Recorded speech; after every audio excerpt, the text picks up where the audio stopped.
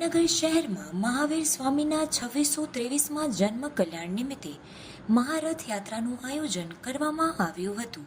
મહારથ યાત્રામાં જૈન અગ્રણી તેમજ ભાજપ શહેર પ્રમુખ બીનાબેન કોઠારી, મહાનગરપાલિકા સ્ટેન્ડિંગ કમિટીના ચેરમેન નિલેશ ગગત્રા પણ જોડાયા હતા. જૈન સંઘના ભાઈઓ તથા બહેનો મોટી સંખ્યામાં હાજર રહ્યા હતા. મહારથ યાત્રા ચાંદી બજારથી જામનગરના જુદા જુદા વિસ્તારમાં થઈ પેલેસ દેરાસરે પૂર્ણ કરવામાં આવશે.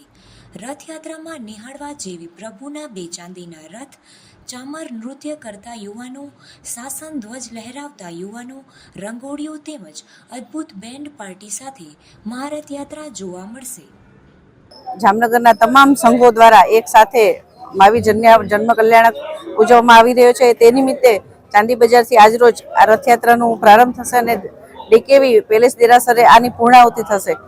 જૈન શાસન હંમેશા સત્ય, પ્રેમ અને અહિંસાનો સંદેશો તમામ વર્ગના લોકો સુધી પહોંચાડતો હોય છે. એટલે આ સંદેશા સાથે જે મહાવીર ભગવાને કલ્યાણ ઉજવીએ છે, સર્વ લોકોનું કલ્યાણ થાવ એવી આ અમારી જૈન શાસનની પ્રભાવના છે. અને આજ આ શાસન દ્વારા સમગ્ર વિશ્વમાં શાંતિ ફેલાય એવો મહાવીર સ્વામીનો સંદેશો તમારા સુધી પહોંચાડવા માંગીએ છીએ. આજ રોજ સમસ્ત જૈન સમાજના 20 કરતાં પણ વધારે સંઘો દ્વારા જામનગર શહેરમાં મહાવીર જન્મ કલ્યાણકની રથયાત્રાનું આયોજન કરવામાં આવેલ છે.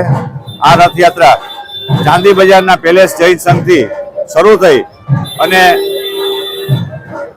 પેલેસમાં મહાવીર સ્વામીનો જે દેરાસર છે ત્યાં પેલેસ જૈન સંઘ પૂર્ણ થશે.